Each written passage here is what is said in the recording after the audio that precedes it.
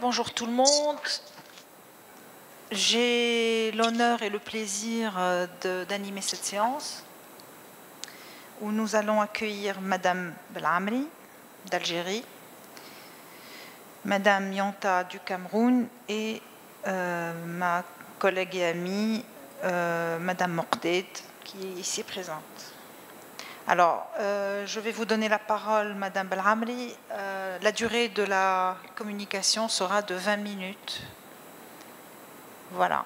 Alors, la communication de Mme Belamri est intitulée « La construction identitaire dans l'autre, c'est moi » de Gad El-Melh, de l'humour en spectacle.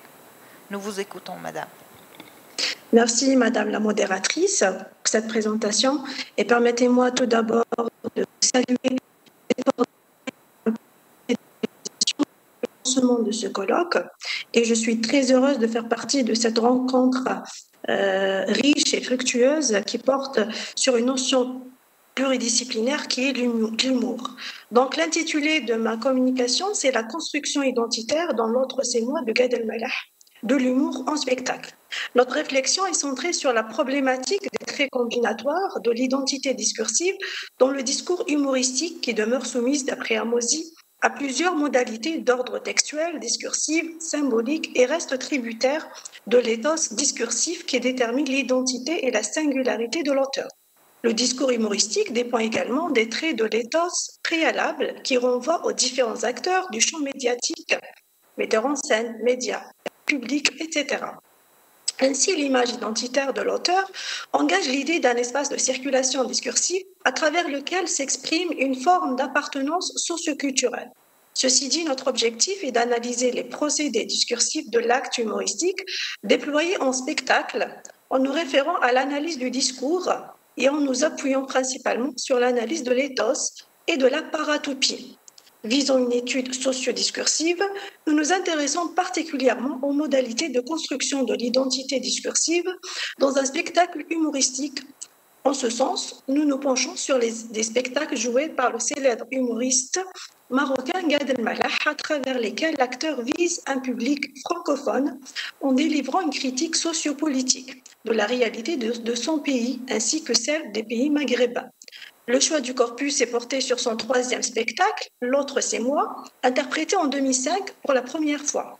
Nous tenterons ainsi d'étudier les représentations discursives du personnage le blanc, l'an parfait, à travers lequel Gad El-Melh livre la quête identitaire par le biais d'un discours humoristique, donc suscite les interrogations suivantes.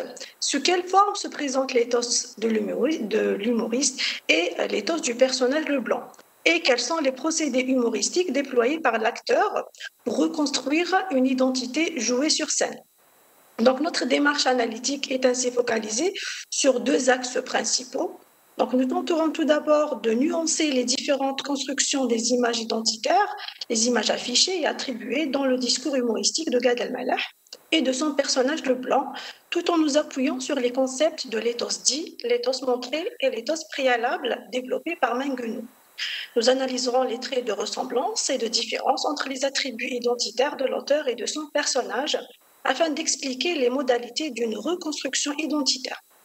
Ensuite, nous verrons la structure dialogique du discours humoristique en interrogeant les modalités interdiscursives ainsi que leur impact direct sur la dynamique interne du spectacle.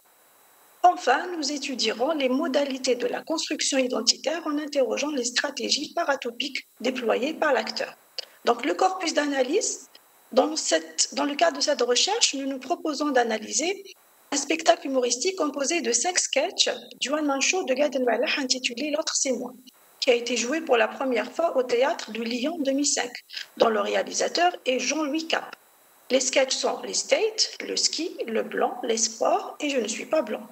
Le show se compose de plusieurs scènes de la vie quotidienne présentées de manière exagérée, accompagnées des commentaires du comédien qui sont constitués à partir de ses observations et ses opinions sur les sociétés françaises et marocaines. Les scènes et les commentaires composent ainsi les sources de l'effet comique. À travers cette recherche, nous tenterons de démontrer comment se reconstruit l'identité discursive de Gad El-Melh dans un rapport paratopique avec la société française en retraçant des scènes de sa vie quotidienne sans pour autant les fustiger. Nourri par un déséquilibre identitaire frappant, l'acteur joue une interaction humoristique pactisée entre le blanc et renvoie au français de souche avec le maghrébin immigré auquel il s'identifie. Gad Elmaleh véhicule alors une image identitaire brisant résolument avec les stéréotypes dévalorisants qui stigmatisent l'immigré maghrébin en France.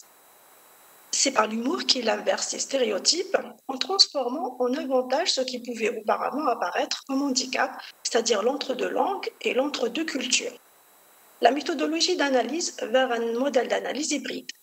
Donc, en ciblant l'analyse du discours humoristique, nous avons remarqué que la problématique de l'image que l'humoriste construit dans et par son discours est peu discutée. Il convient de préciser que le développement qui suit a donc pour but d'étaler les ressources descriptives proposées par l'analyse du discours pour appréhender la négociation des images identitaires dans un spectacle humoristique.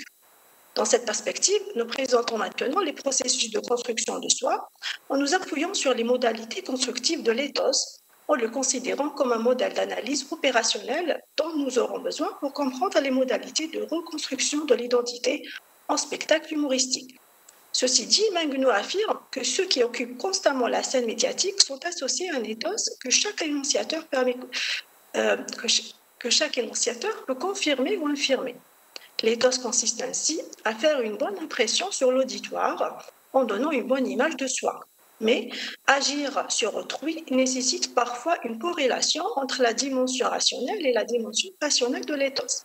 C'est pourquoi Ahmozi explique que l'image de soi projetée par l'orateur agit sur l'auditoire dans le cadre d'une interaction qui se fonde aussi bien sur le rationnel que sur le passionnel.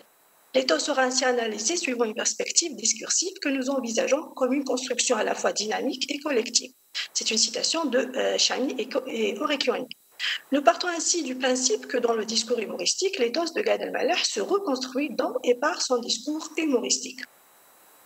Ahmozi explique que la présentation de soi relève d'une triple perspective qui vise à imbriquer trois plans disciplinaires, qui sont la sociologie, qui implique la gestion de l'image de soi dans les interactions sociales, rhétorique, qui s'intéresse aux effets des stratégies de construction de l'éthos, ainsi que la discipline de la linguistique qui s'inscrit dans l'analyse du discours, permettant alors de montrer les mécanismes de la construction argumentative de l'éthos. Cela dit, pour expliquer la notion de l'éthos, nous nous appuyons sur la définition de Mengno, qui nous semble la plus adéquate pour contextualiser le cadre théorique de cette recherche. D'après le linguiste, l'éthos d'un discours résulte d'une interaction entre divers facteurs.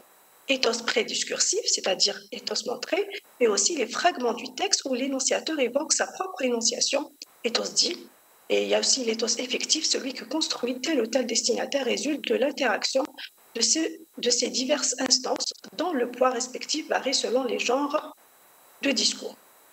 Dans le cas de cette recherche, et pour analyser l'éthos, nous faisons appel à la distinction proposée par Chani et Kerbarat-Orekioni entre images affichées et images attribuées. Nous les considérons comme des marqueurs opérés qui nous aideront à comprendre les modalités interdiscursives et leur impact direct sur la dynamique discursive.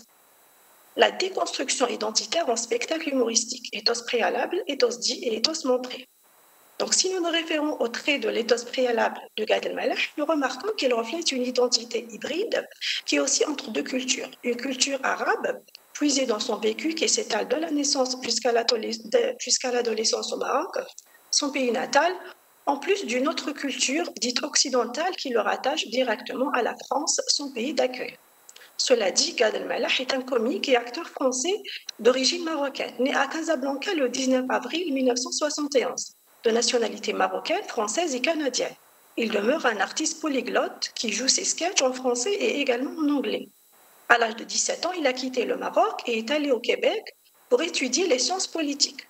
En 1992, il s'installe à Paris avec la ferme intention de suivre une formation d'art dramatique. S'ensuit en 1995 la présentation de son premier one-man show Décalage. En 2005, il entre en tournée pour présenter son spectacle L'autre c'est moi, où il centre son show sur le blanc, l'homme parfait qui n'a aucun souci pour surmonter les aléas de la vie quotidienne. Il met ce personnage dans différentes situations afin de marquer un parallèle ironique entre le blanc, qui représente le français de souche, et soi-même, renvoyant ainsi aux Maghrébins vivant en France, à travers une mise en scène léchée, une structure maîtrisée où les thèmes s'enchaînent sans interruption, avec une énergie communicative et un humour pointillant. L'éthos préalable de Gad Elmaleh nous renseigne ainsi sur sa double culture arabo-française qu'il incarne sur scène et qui s'actualise à travers son style humoristique qui le revendique via les chansons arabes, les mimiques, en plus de l'accent maghrébin qui reste présent dans tous ses sketchs.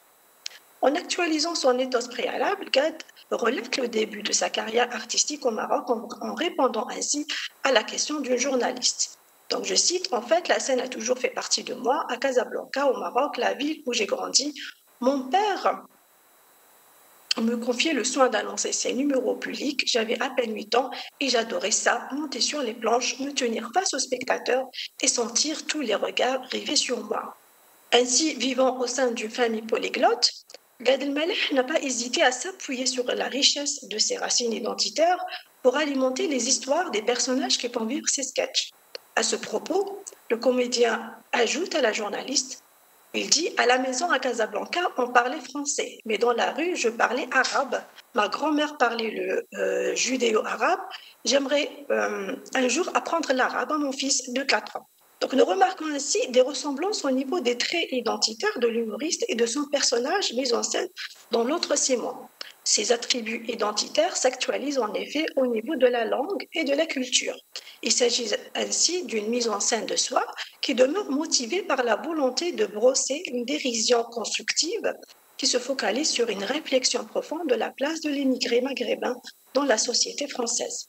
Ceci dit, dans la sphère médiatique, Gad Elmaleh affiche un ethos préalable lucide, assumant sa citoyenneté française tout en s'affirmant en tant qu'émigré maghrébin.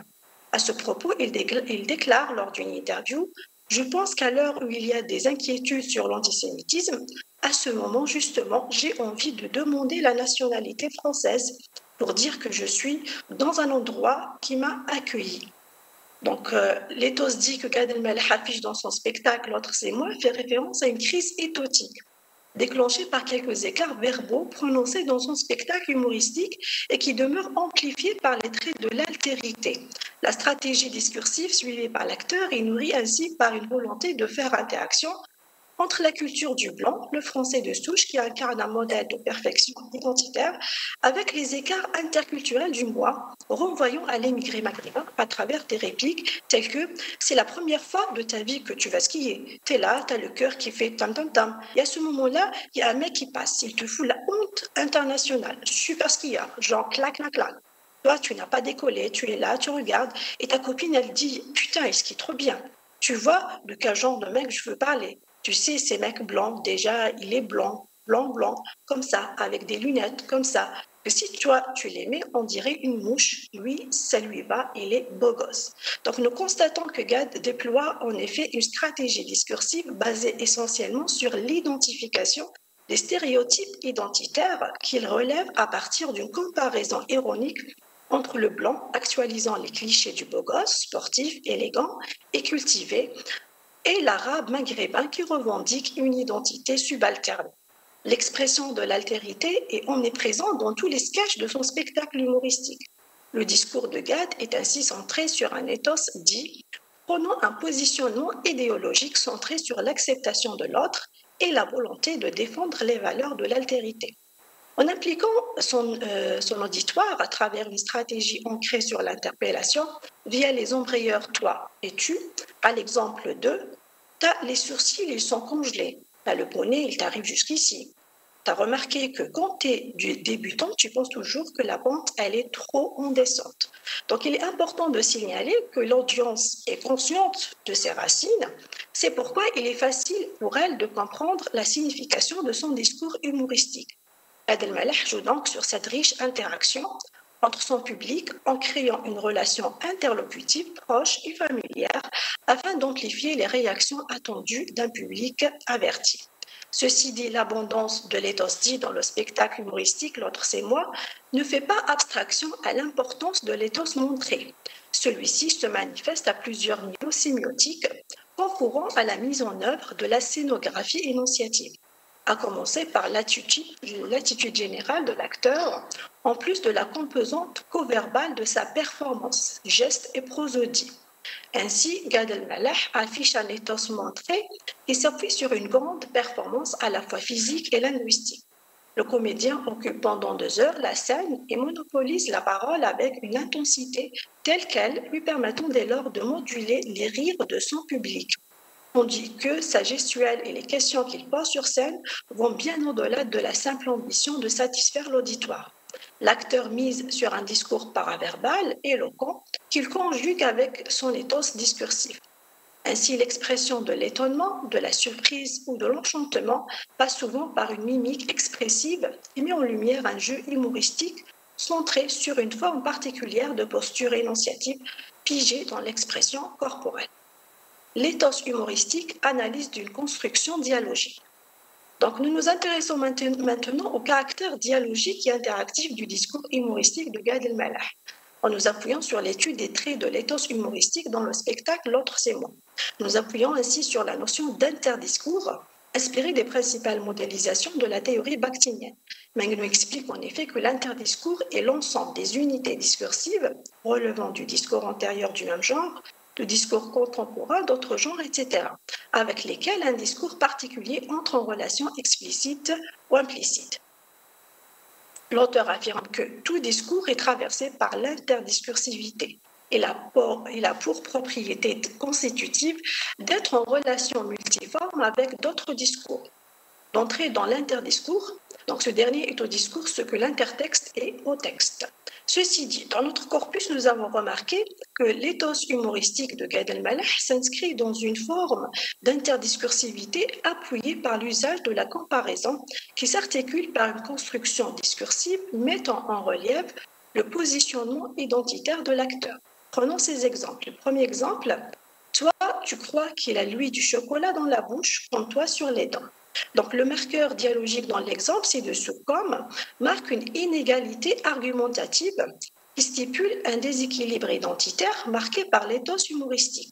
Le blanc qui incarne le français de souche est en effet plus délicat dans ses gestes, surtout quand il mange du chocolat, contrairement à l'émigré maghrébin insoucieux qui laisse ainsi ses dents se tacher sans savoir déguster convenablement un morceau de chocolat. Deuxième exemple, toi, tu as les pieds dans la piscine, tel un hibou. Le blanc a des poils brochingués. Dans cet exemple, Gad a voulu mettre en lumière un ethos discursif humoristique confirmatif en moyennant une comparaison physique par corrélation entre un émigré dont le corps est loin d'être parfait, avec des pieds ressemblant à ceux d'un hibou, et le blanc qui incarne la perfection à l'image des poils dressés de ses bras. Le néologisme brochingué intensifie dès lors l'effet humoristique pour marquer un bouleversement au niveau des enchaînements langagés, motivés par le besoin d'une démarcation identitaire pour marquer une relation d'altérité énonciative. Troisième exemple, toi tu arrives avec le maillot parachute, celui qui gonfle dans l'eau. Les blancs, ils ont des détecteurs de bord de piscine. Ici, nous remarquons une relation d'analogie structurée sur un déséquilibre identitaire marqué par l'éthos humoristique de l'acteur. L'usage métaphorique du maillot et le néologisme constructif détecteur de bord de piscine accentuent une situation vécue dans la piscine, reflétant ainsi un déséquilibre comportemental entre le blanc et le maghrébin. Nous avons remarqué également la présence d'interférences motivées par le besoin de se démarquer au niveau d'un positionnement identitaire, comme par exemple la réplique « il reste de la piscine » qui renvoie à un usage langagier particulier attestant une appartenance identitaire hybride.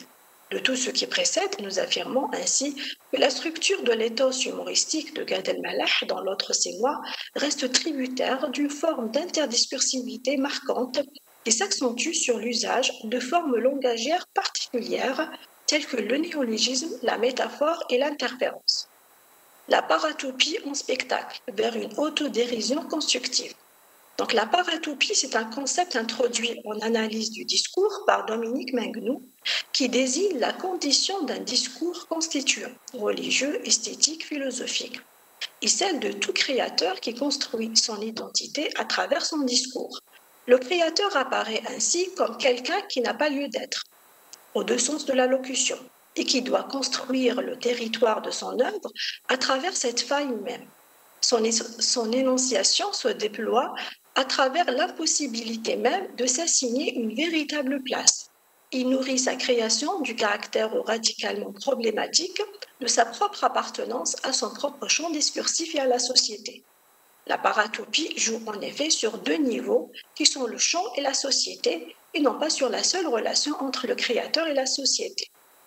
Bien que le discours humoristique ne fait pas partie de l'ensemble des discours constituants, il constitue un espace discursif potentiel où le processus de création langagière, dont la paratopie est à la fois la condition et le produit.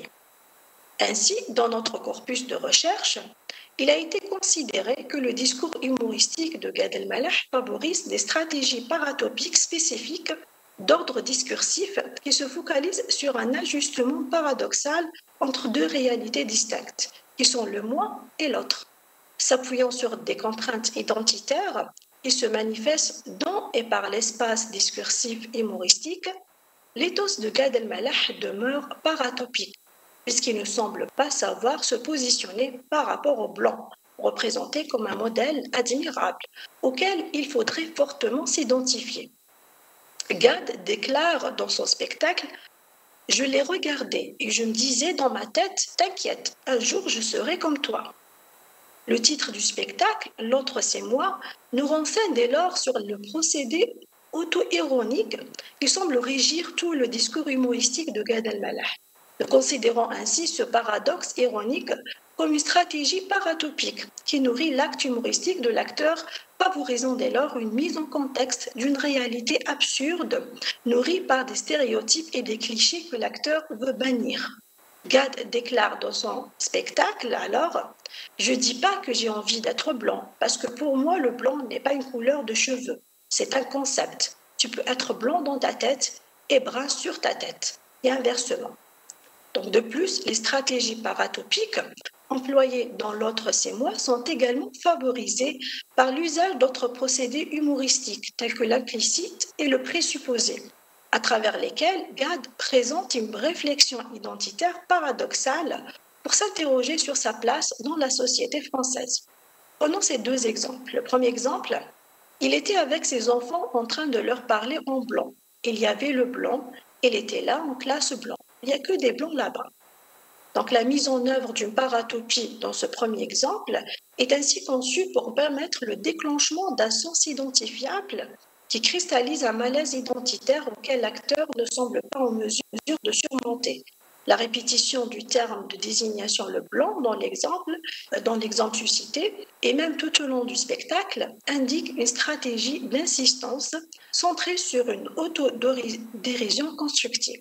Deuxième exemple, ce qui est bien quand tu es marocain, quand tu vas au States, si tu sais comment leur dire, tu es marocain en anglais, tu passes pour un Américain. Moi, j'adore faire ça. Ils me demandent d'où je suis. On me dit « Where are you from ?» Et moi, je réponds « Oh, I'm Moroccan ».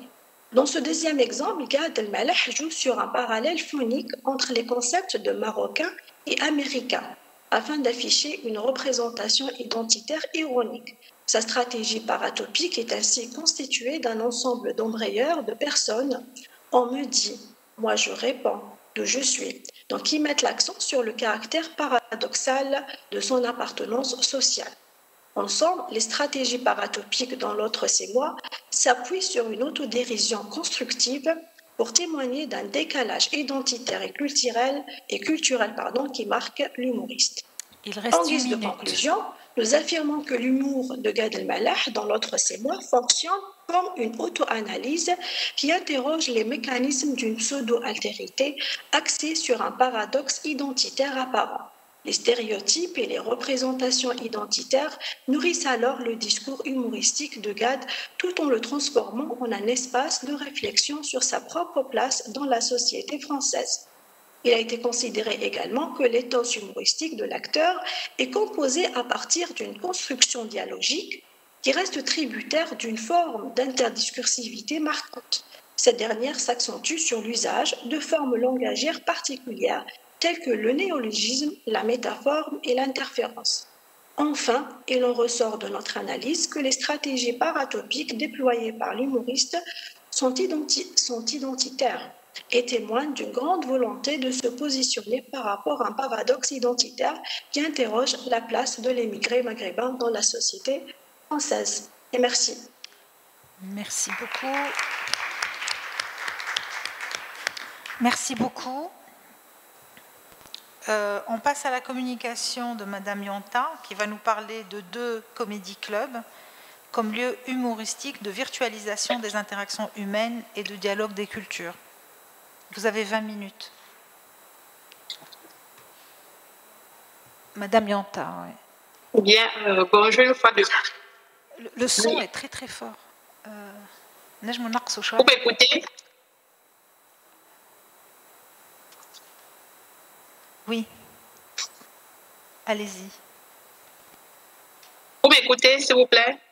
Oui, oui, c'est bon. C'est bon. Allez-y. Oui, bon, en raison des problèmes de réseau que nous avons ici, en ce qui concerne la connexion, j'ai dû faire une capsule vidéo que j'ai envoyée et c'est celle-là qui va passer parce que depuis hier, il y a beaucoup de coupures. En ce qui concerne la connexion avec vous, donc j'ai pensé que s'il fallait que je le fasse directement, il va y avoir des... Ça devait déranger en fait. Donc il y a une vidéo capsule que j'ai envoyée. D'accord.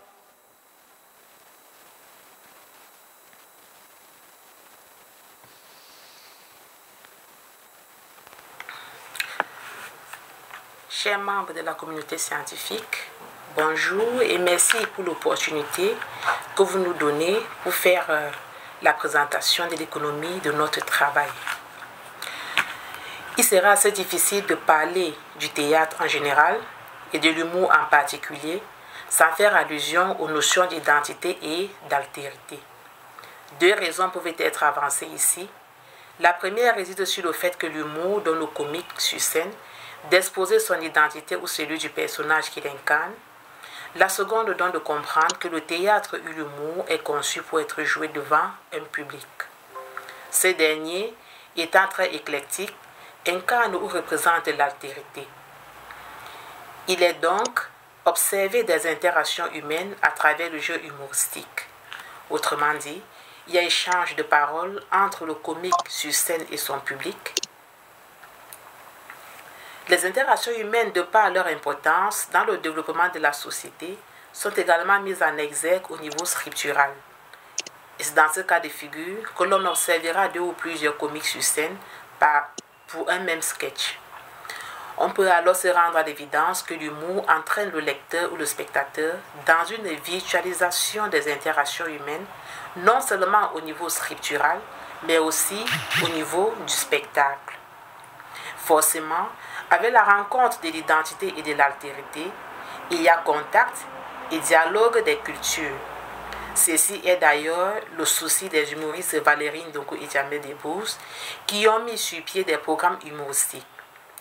Il s'agit respectivement du Valérie Ndongo Comedy Club et du Djamel Comedy Club. En créant des environnements interculturels ludiques, ils rassemblent et au fil du temps des comédiens d'horizons divers. Ces 2 humoristes s'investissent alors chacun dans son contexte, c'est-à-dire la France et le Cameroun, dans une rencontre et un dialogue des cultures tout en exposant les problèmes sociaux. Et ces problèmes-là se manifestent dans le thème, dans les textes ou bien dans les différentes représentations que nous avons observées et suivies à travers les thèmes abordés.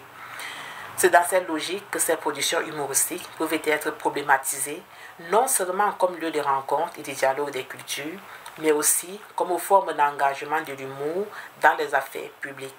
Autrement dit, pourquoi les espaces humoristiques de ces mentors peuvent être considérés comme lieu de rencontre et de valorisation des identités culturelles collectives et individuelles. Ces comiques ne cachent-ils pas mal leur volonté de contribuer à la résolution des problèmes sociaux pour le développement et la paix mondiale? La théorie des transferts culturels et l'approche interculturelle ont permis de mieux élucider ces interrogations. Toutefois, et avant d'entrer de plein pied dans l'exploitation de ces 2 entrées méthodologiques, nous avons abordé la notion de contexte tout en restant dans le cadre du texte théâtral ou du discours comique. Nous sommes partis du postulat selon lequel on ne saurait parler de communication au théâtre sans tenir compte de deux entités qui fondent cet échange, l'acteur et le spectateur. C'est alors dans le souci de situer chacune de ces entités dans un contexte tout en définissant leur rôle que nous nous sommes arrêtés un temps soit peu sur les notions ou bien sur les expressions contexte sociétal et contexte scénique. Avec le contexte scénique, sociétal autant pour moi, a été mis en exergue l'auteur. Ce dernier se cache derrière l'acteur ou le comique sur scène qui joue des rôles se définissant en fonction des sous-genres du théâtre. Et du fait qu'il subit des adaptations en fonction des peuples et des cultures, il s'avère évident qu'il puise toute sa substance dans le contexte ou le milieu qui le voit naître. Nous faisons allusion ici au théâtre. C'est donc dans cette logique que l'expression contexte sociétal trouve tout son sens. En réalité, d'une part, le texte comique va s'inscrire comme un phénomène social du fait que l'humoriste cherche à entrer en relation avec les autres afin de construire une vision commune du monde. Et seule la reconnaissance du contexte sociétal par les deux parties, c'est-à-dire acteurs et récepteurs, peut donner à l'acte de parole du comique toute sa signification.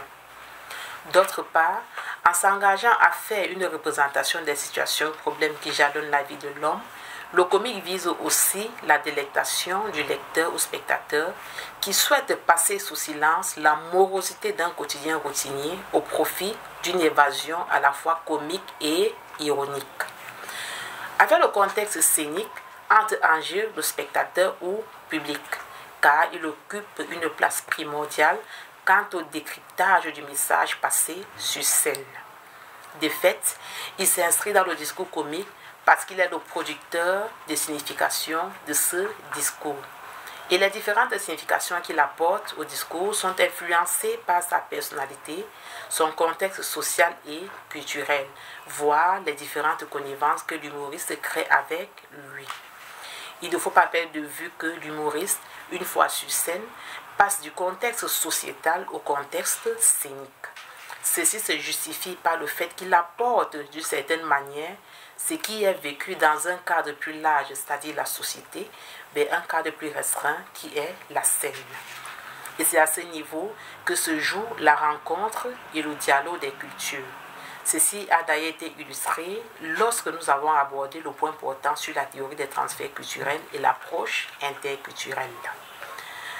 Après avoir abordé ces deux contextes, et tout en précisant que la scène est le lieu idéal d'occurrence de dialogue, voire de choc culturel, ne perdons pas de vue qu'elle s'avère aussi être le lieu de rupture ludique des barrières culturelles.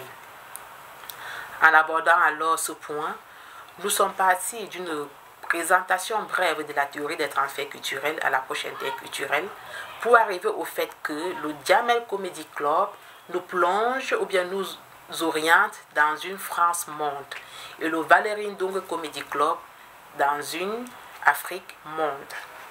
Pour être plus explicite, il faut rappeler qu'en évoquant la notion de transfert culturel, tout en la mettant en corrélation avec le théâtre comique, on expose le fait qu'il y aurait un voyage de culture d'un point A vers un point B.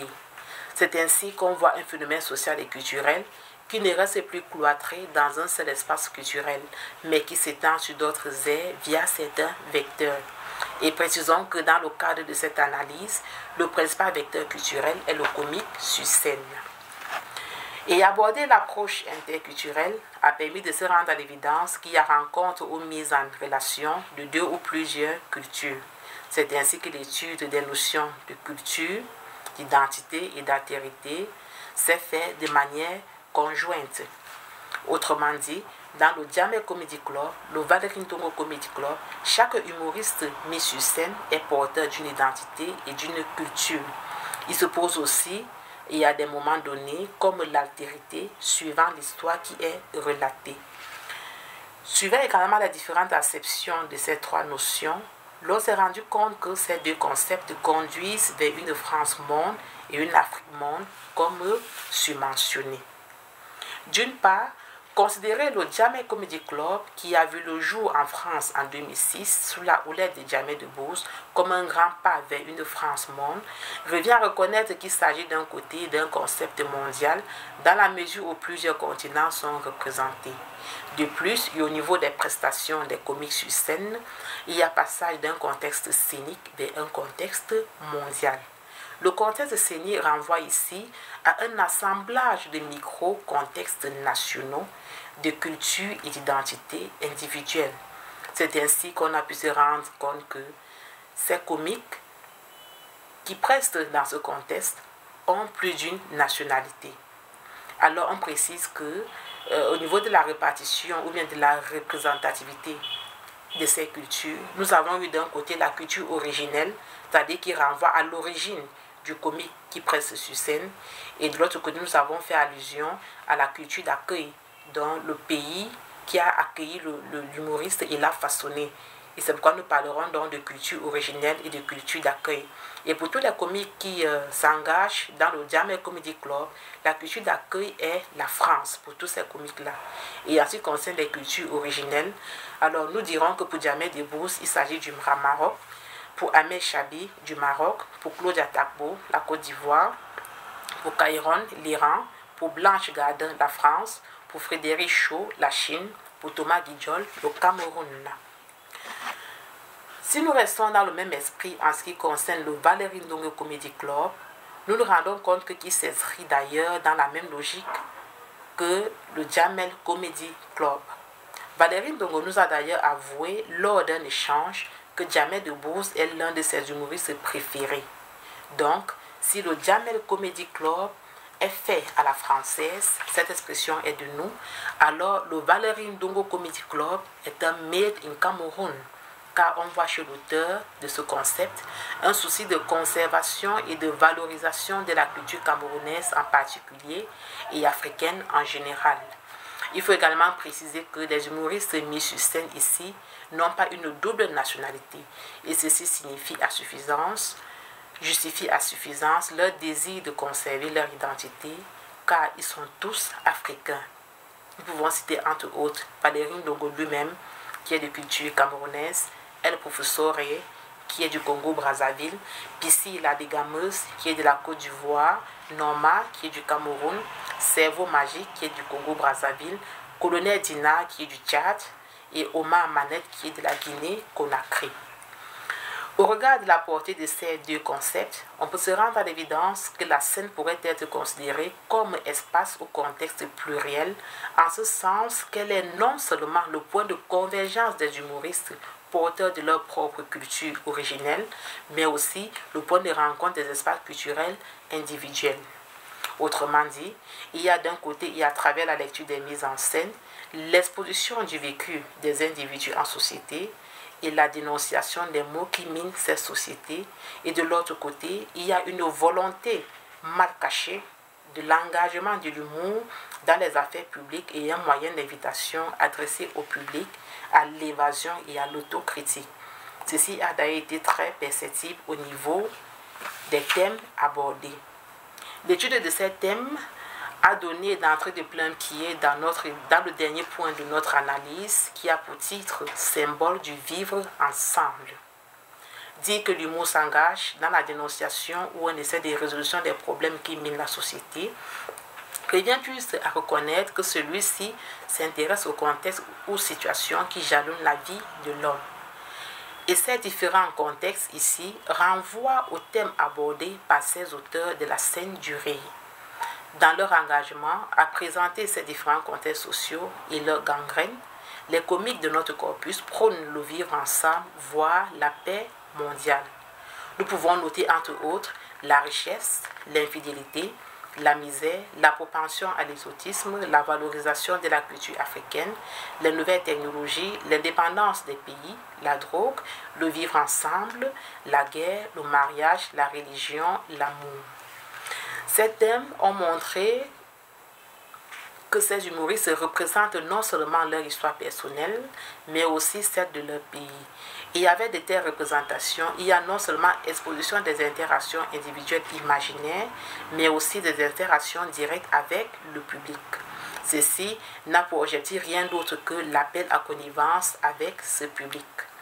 Cet appel à connivence pourra faire l'objet d'une autre communication, vu qu'elle donne de renforcer le jeu scénique, et son étude fera appel à l'interculturel scénique. Chers membres de la communauté scientifique, parvenus au terme de cette présentation, nous vous remercions pour votre aimable attention et nous restons ouverts à vos critiques et suggestions qui permettront sans nul doute d'améliorer la qualité de ce travail. Nous vous remercions. Merci Madame Yanta. Et merci beaucoup pour le respect du temps. On passe à la communication de Marie Mokded qui va nous parler du rire et de l'advenir à l'ère globalisée. 20 minutes. Merci, chère Dora. Merci beaucoup. Je vais continuer à remercier. Merci, chère Dora. Merci aux organisateurs d'avoir occasionné cette magnifique immersion et gymnastique cérébrale et émotionnelle autour du thème de l'humour. Voilà. Alors, je suis ravie de découvrir autant de convergences. C'est ce que je disais à Dora à la pause café. Ça continue là, de plus belle. Et je prends un petit peu à ma responsabilité de faire converger et communiquer ces données-là qu'on a avec des collègues linguistes, qu'on a avec des collègues du domaine de l'art, des chercheurs dans d'autres sciences humaines et sociales et les arts. Pour voilà, amener le grain de sel psycho à mon plus grand plaisir pour cette séance, mais aussi pour tous les échanges qu'on a partagés jusque-là. Alors, je ne vais pas vous cacher que réfléchir sur ce thème de l'humour m'a donné du fil à retordre. Je vais vous dire pourquoi. C'était parti vraiment presque d'un message paradoxal, parce que autant à l'écoute du thème, j'étais très agréablement surprise, je sentais une sensibilité particulière, mais je me disais, mais non, ce n'est pas du tout ton terrain immédiat, ta zone de confort immédiate, tu n'en as pas une connaissance particulière jusque-là, mais voilà. Je me suis dit, voilà, il y a quand même un fil inconscient qui me dit qu'il y a quelque chose à dire. Je l'ai suivi et il s'est avéré que finalement, j'ai un peu résolu l'énigme depuis, à savoir que l'humour m'intéressait grandement comme une illustration d'un cheminement épistémologique que j'ai dû faire jusqu'à maintenant comme chercheur en sciences humaines et sociales d'un pays nord-africain qui a connu la première pulsation du printemps arabe. Je vous épargne tout ce que vous connaissez déjà, mais je me dois d'expliquer cette posture. Donc, dans un premier temps, je vais expliquer cette posture épistémologique par où je vous propose aujourd'hui de réfléchir et d'étudier l'humour. Ensuite, une fois éclaircie cette posture épistémologique, je n'aimerais pas du tout qu'elle rafle le propos sur l'humour lui-même et sur l'analyse que j'aimerais avancer, les éléments d'analyse que j'aimerais avancer de l'humour. Et donc, dans une deuxième partie, je vais avoir un corpus qui va rejoindre vraiment cette vague de comédiens nord-africains, mais pas seulement dans l'immigration, parce que un message aussi est de transmettre cette interculturation. Vous lisez déjà le concept sur mon titre, que ça ne se passe pas seulement dans le contact de sociétés étrangères ou de cultures étrangères. On interculture aussi au quotidien à l'intérieur d'une même société. J'y reviendrai. Donc, après ça, j'aimerais quand même un petit feedback pour récapituler après le corpus. Et donc, voilà, je m'attaque tout de suite après avoir fait état du plan de l'exposé. Voilà. Cette posture épistémologique, elle a commencé tout simplement parce que je viens d'horizon quand même de la psychanalyse classique d'abord, ensuite groupale et familiale. Ça a été la première bifurcation épistémologique pour enfin marier ce qui est dit actuellement comme les théories intersubjectivistes dans la psychanalyse ou la théorie de la psychanalyse des liens avec la psychologie interculturelle. Notre collègue Ève disait les approches interculturelles, je vais être un peu plus axée sur la psychologie interculturelle et j'en expliquerai à temps les spécificités. Voilà, donc partant d'une psychanalyse classique que je trouvais quand même assez en porte-à-faux par moment avec une réalité tunisienne, avec un terrain sociétal très ancré encore dans le communautaire, dans le groupal, et où il y avait des possibilités de dissonance entre le terrain et la théorie par moment dans mon travail. Maintenant, mine de rien, depuis mon master de 20 ans, avec les couples et familles tunisiens, avec toutes les transitions depuis la pré-révolution jusqu'à actuellement. Et cela m'a amené à m'interroger sur ce réflexe peut-être très peu pensé. Qu'est-ce que j'en sais? J'espère que non, et ça nous donnera l'occasion de le partager. Et en présence de nos étudiants, je me sens même le devoir et la responsabilité de partager ces parcours de chercheurs. Et je me disais, non, ce n'est pas possible de déformer le terrain de manière à ce qu'il rentre dans le moule théorique, à ce qu'il lui aille comme un gant, coûte que coûte. Et j'ai commencé petit à petit à qualifier cette posture épistémologique par le divan de Procuste, en paraphrasant le mythe de Procuste, lequel parle du lit de Procuste. Alors dans la mythologie grecque, Procuste est un personnage, un hôte sympathique en apparence, qui est dans la forêt, qui reçoit les personnes un peu paumées dans la forêt. C'est un excellent hôte qui vous accueille très très bien, au problème près, au seul hic, qu'il a un lit qui a une taille déterminée. Alors, si vous n'avez pas la longueur de ce lit, que vous êtes plus court, il va vous allonger jusqu'à remplir le lit. Si vous le dépassez, à votre plus grand détriment, il va découper ce qu'il faut, le petit excédent, pour que vous rentriez dans le lit. Et je trouvais que c'était exactement la même déformation dans laquelle on pouvait s'enliser épistémologiquement. Donc, une fois réfléchi, identifié, je me dis alors, il faut une alternative. L'alternative épistémologique, je l'intitule celle de la rencontre équitable. Vous reconnaîtrez dedans une autre paraphrase, celle du commerce équitable. Là où on amène des fleurs de Tanzanie, mais qu'on aide les personnes à les cultiver, ou qu'on amène du cacao de Bolivie pour faire des lignes en Suisse, mais que la Suisse nourrisse quand même des familles. Et c'est ça. Donc, dans le même esprit du commerce équitable, je propose le paradigme de la rencontre équitable pour laisser le terrain parler dans ses originalités et transformer la théorie s'il le faut. La théorie psychanalytique a la peau dure parce qu'elle a dû résister à plusieurs critiques, donc ce n'est pas la plus facile à manier, remanier. Mais voilà, je m'y suis adonnée, je ne suis pas du tout déçue parce que ça m'a amenée à découvrir d'autres patelins qui ont produit en psychanalyse et conformément à leur réalité sociale et politique, à savoir l'Argentine, le Brésil. On a ça en commun avec Dora, un intérêt pour l'Amérique latine, mais entre autres, ce n'est pas du tout exclusif. Et ça m'a amenée doublement vers cette crise épistémologique et une manière de la solutionner, mais aussi vers la sensibilité interculturelle du chercheur, laquelle, je vous annonce tout de suite, n'est plus du tout optionnelle, à mon avis, en ère justement globalisée, mondialisée. Ce n'est plus une option.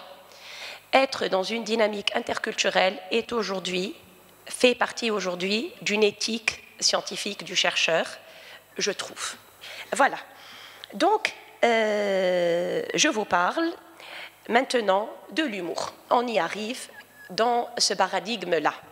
L'humour, avec Freud, ça a été rappelé hier pas mal, a été perçu, sondé, décrit dans sa dimension intrasubjective, comme un mécanisme de défense, comme d'ailleurs connu, et c'est repris par le DSM par exemple, comme un des plus élaborés et sophistiqués mécanismes de défense, comme une manière de compenser une réalité tragique pour la transformer en comique. Tout cela se passe dans l'intrasubjectif, chez résumons ça comme ça, un sujet de l'inconscient qui prime et qui remplit la scène. Ce que je découvre avec mes périples dans la psychanalyse des liens, mais pas que, parce que même l'école française avec René Caës, dans la suite de Didier Anzieux, des groupalistes plutôt classiques, sont allés aussi vers ces idées, parce que Caës parle tout à fait d'ère d'advenue du sujet, donc de constitution subjective qui soit à la fois de l'ordre du commun, du partagé et du différent. Et là, on ne peut reconnaître du partagé, du commun et du différent en dehors d'un lien à un autre, et où le sujet psychanalytique n'est plus le sujet de Freud, un sujet face à un objet, l'objet psychanalytique qui est un autre sujet, mais qui n'a d'importance que tel que représenté par le sujet à l'intérieur de sa réalité psychique. Et donc, là, pour la première fois, dans ce paradigme de psychanalyse des liens, on a deux sujets qui sont face à l'altérité, qui sont face à l'étrangeté radicale de l'autre. Et là, ça résonne complètement avec la production de l'humour, parce que c'est la rencontre du quiproquo qui fait que l'absurde naît, qui fait que le burlesque naît, et je découvre que finalement, je me sentais plus à l'aise que je ne le pensais avec ce thème, parce que, voilà, il a son droit de citer dans ce paradigme-là. Donc, j'ai quand même envie de dire deux mots avant de passer aux illustrations avec les vidéos. J'ai envie de dire deux mots. Donc, j'ai parlé du sujet de l'inconscient, de cet humour dans la psychanalyse classique chez le sujet de l'inconscient. J'ai envie de parler de l'humour dans l'ère subjective, intersubjective, donc dans l'entre-deux sujets, pour avoir connu aussi un humour dans le couple, dans la famille, qui avait plusieurs fonctions, donc dans les liens, à savoir par exemple de fluidifier une communication très difficile, de résoudre un moment de tension ou de conflit dans une thérapie de couple ou de famille. Quand on parle de langue avec des codes étrangers, avec des générations qui ne se comprennent pas mutuellement, l'humour débloque pas mal de situations. Souvent, je n'ai fait que surfer sur la vague offerte à moi par les couples et les familles, et je saisis cette perche pour atténuer ô combien de moments difficiles et tendus et conflictuels.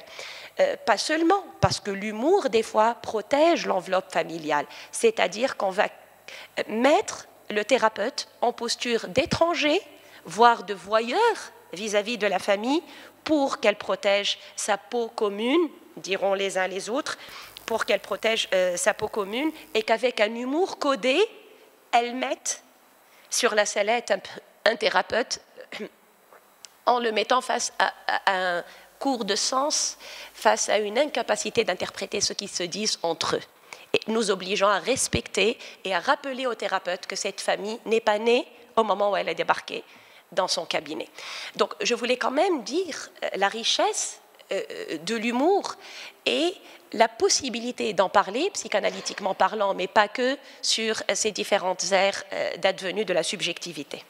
La troisième ère, celle qui m'intéresse le plus, c'est l'ère transsubjective, qui englobe l'intrasubjectif, l'intersubjectif et les surpasse dans un univers symbolique, multiple et diversifié, celui du culturel. On a donc un sujet de l'inconscient, un sujet du lien dans l'intersubjectif et un sujet de la culture dans le transsubjectif, dans la dimension transsubjective de cette nouvelle métapsychologie révisée.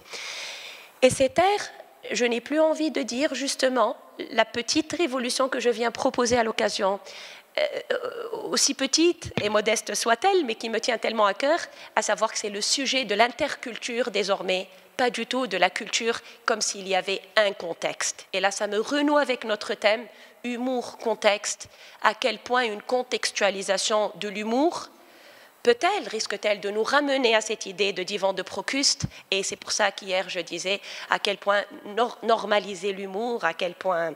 Voilà. Donc là, dans cet aspect transsubjectif, dans ce volet transsubjectif du sujet de la culture, en même temps que d'être sujet de l'inconscient, je dis bien en même temps, les advenus subjectifs se font dans des mondes parallèles, mais dans des vases communicants aussi, donc ce n'est pas du tout exclusif. La psychanalyse, en incluant la transsubjectivité, vient rencontrer la psychologie interculturelle. Et c'est ce qui a fait une très agréable surprise, parce qu'en même temps, ça aère la psychanalyse un petit peu, ça ouvre des fenêtres, ça fait rentrer de l'air nouveau dans la psychanalyse, et c'est tout ce qu'elle demande pour survivre aux critiques de plus en plus acerbes auxquelles elle doit faire face. Donc, je découvre précisément dans la psychologie interculturelle ce concept, ce précieux concept à mes yeux, celui d'interculturation. Je le définis quand même de manière élégante, parce qu'il faut jouer le jeu. Alors, Patrick Denous nous parle d'une nouvelle définition de l'interculturation pour dire que pour les individus et les groupes appartenant à 2 ou plusieurs ensembles culturels, se réclamant de cultures différentes ou pouvant y être référés, nous appellerons interculturation, je le cite donc, les processus par lesquels, dans les interactions qu'ils développent, ils engagent implicitement ou explicitement la différence culturelle qu'ils tentent de métaboliser. Je vous laisse cogiter cette citation directement en prenant des extraits. Alors, je vous parle des illustrations. Dora, je vais avoir combien de temps, s'il te plaît? 5 minutes. Je vais peut-être devoir sacrifier des illustrations. Alors,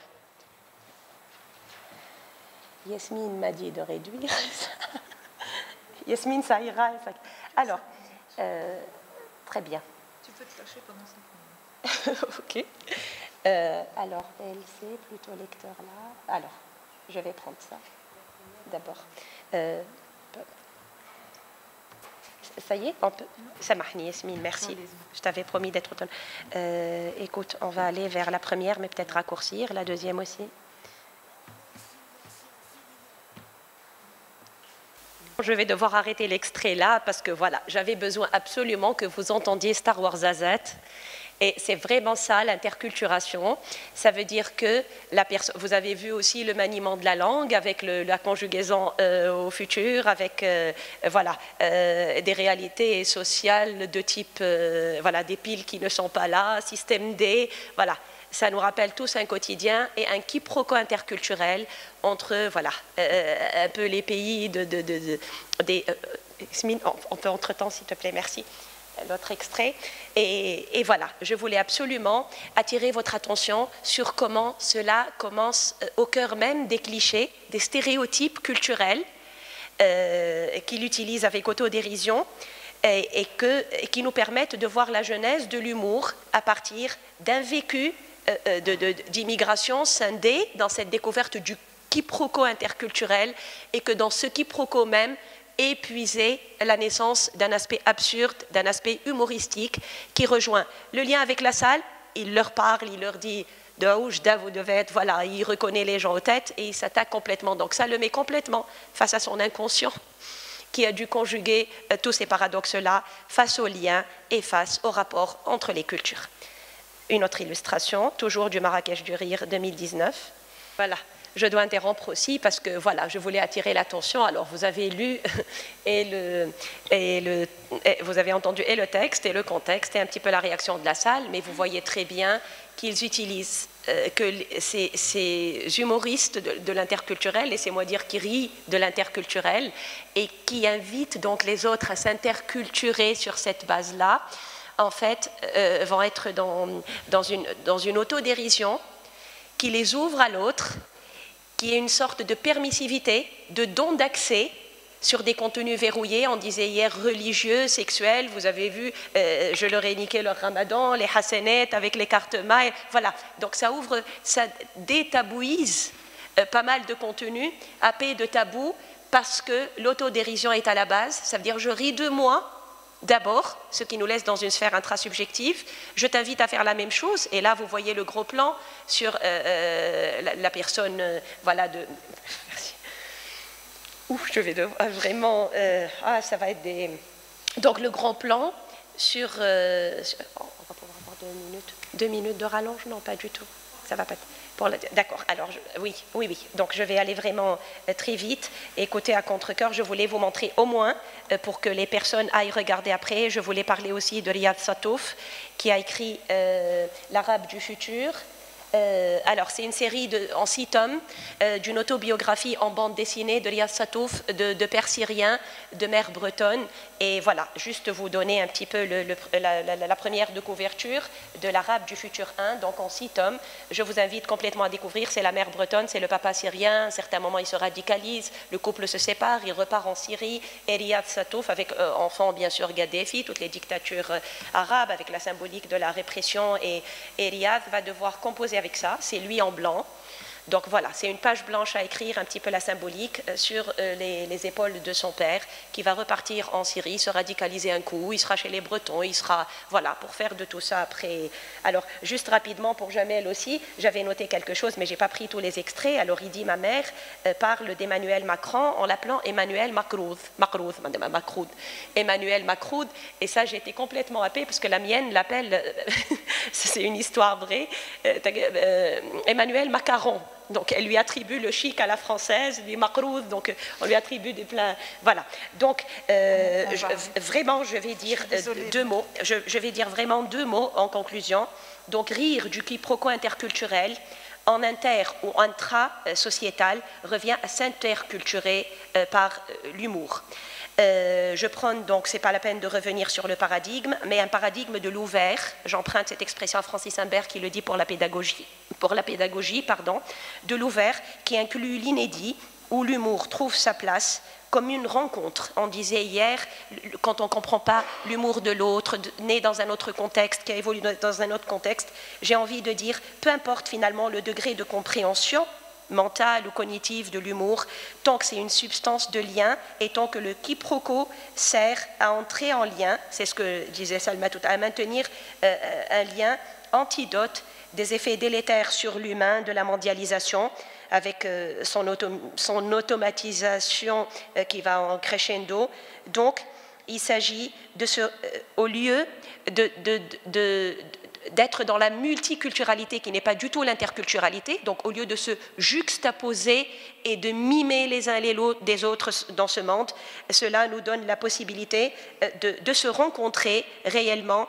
Et clin d'œil aux amis linguistes, ils connaissent très bien, tout le monde connaît l'intertextualité. J'ai envie de parler de l'intercontextualité dans l'humour de demain qui fera de ça un outil encore plus puissant, plus pertinent.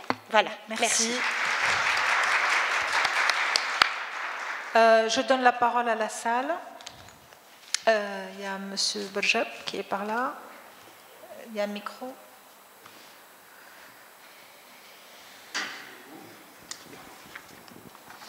Ça marche? Oui. Juste pour enchaîner avec la toute dernière séquence vidéo, et pour être dans l'interculturel, ce monsieur a dit en fait, j'ai pas de pénis, c'est plutôt une aiguille, et du coup, je ne fais pas l'amour, mais je pique. Donc, une aiguille qui pique.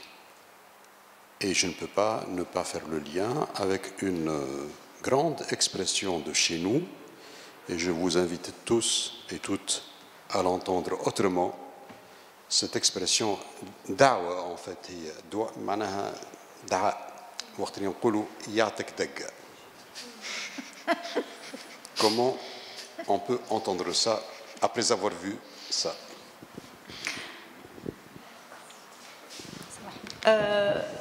Quelqu'un d'autre qui voudrait intervenir?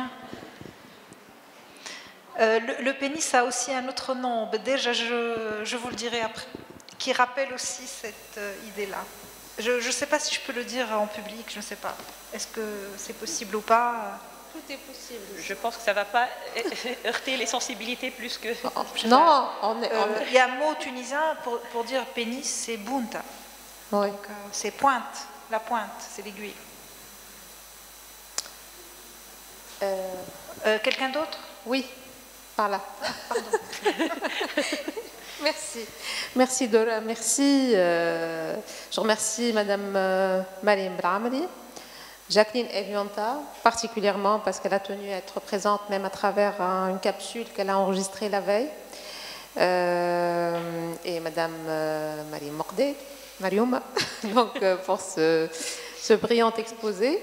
Alors, vous parlez de l'humour interculturel, toutes les trois, de l'interculturalité dans l'humour. Et moi, je me pose une question. Quelle place a l'humour dans cette ère de mondialisation qui, paradoxalement, de plus en plus, on voit qu'on ne fait que renforcer les frontières et les barricader. L'humour aussi se trouve limité aussi à plusieurs niveaux. Donc, à l'humoriste, on met le carcan au cou. C'est-à-dire, il peut, hélas, on voit, il peut rire de lui-même, de ses origines, mais il n'a pas le droit de rire des autres.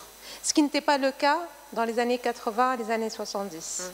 On va de plus en plus vers une censure de l'humour.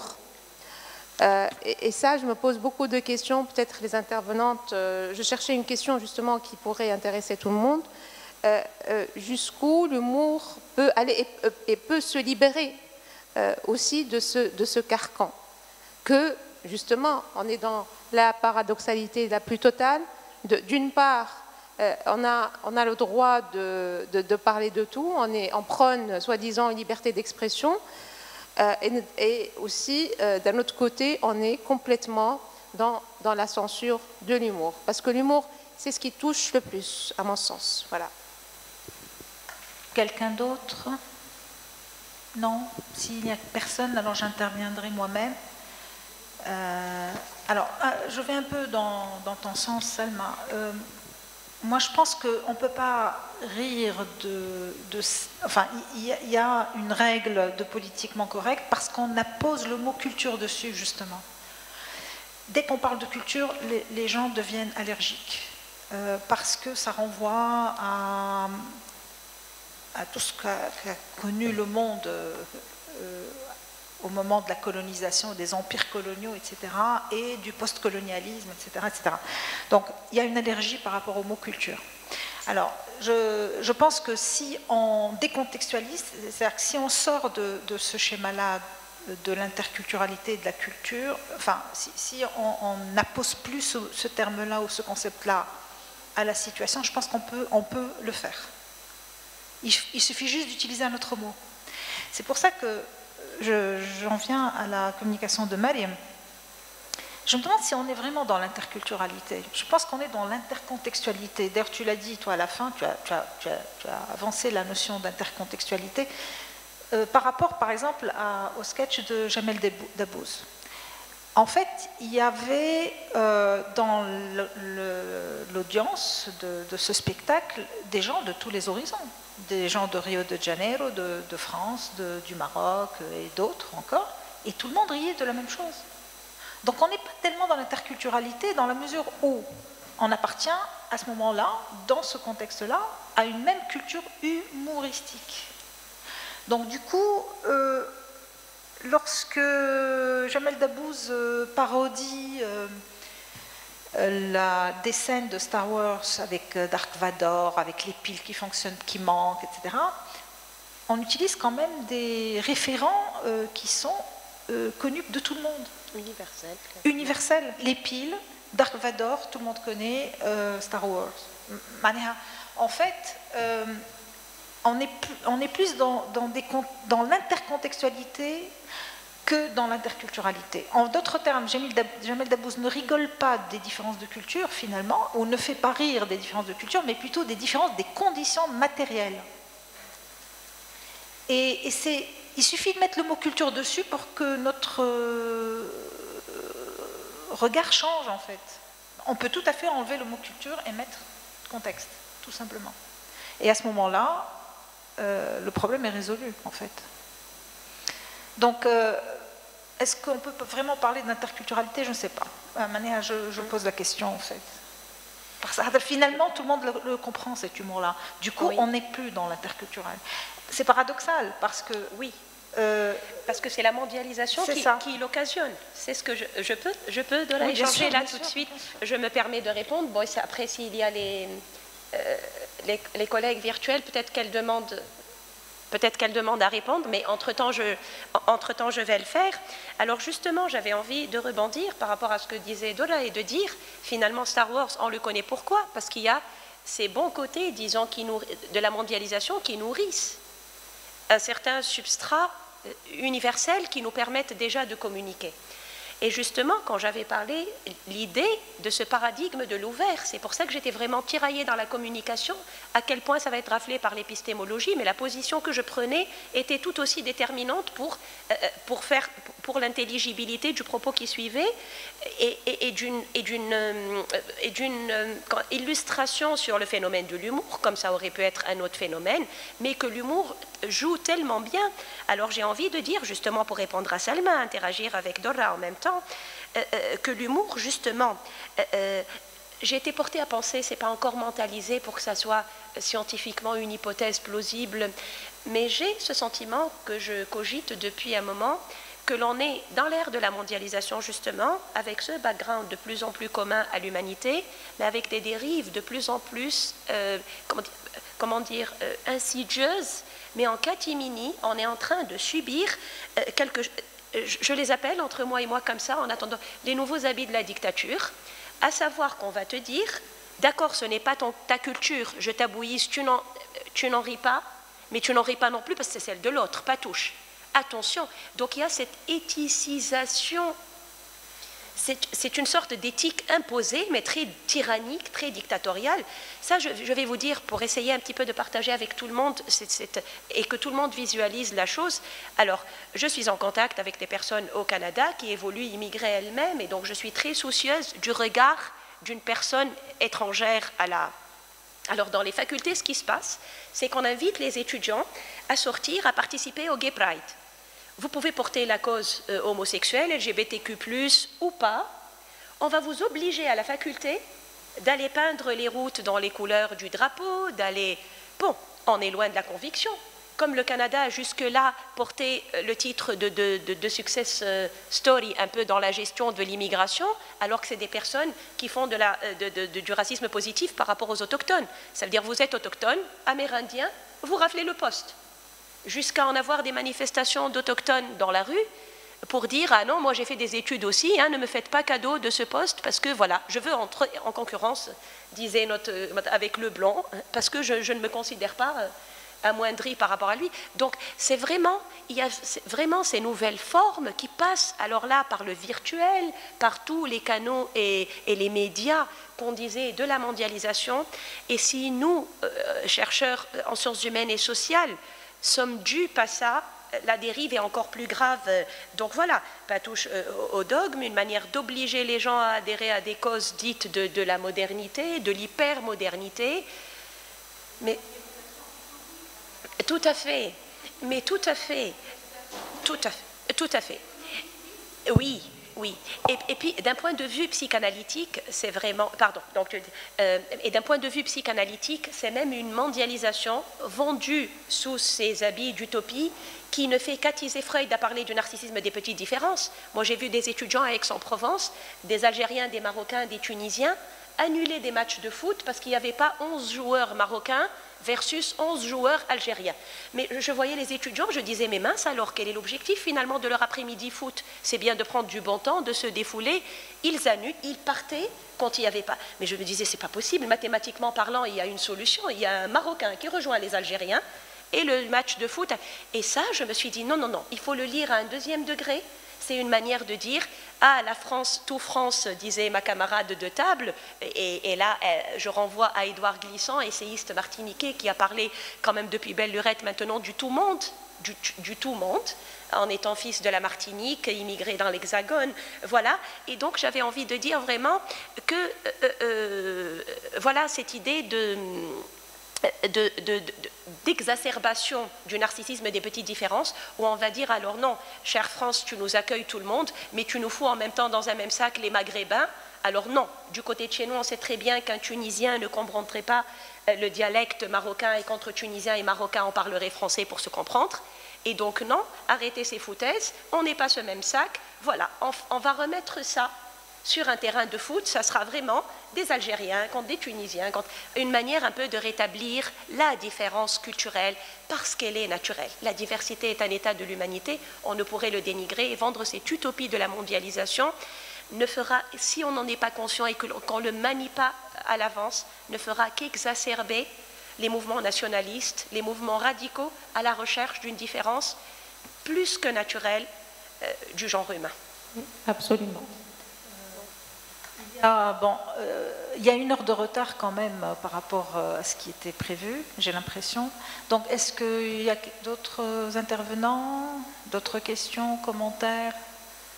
Sinon, on peut lever la séance peut-être. Oui. On se retrouve à 14h30. Voilà, merci. Merci.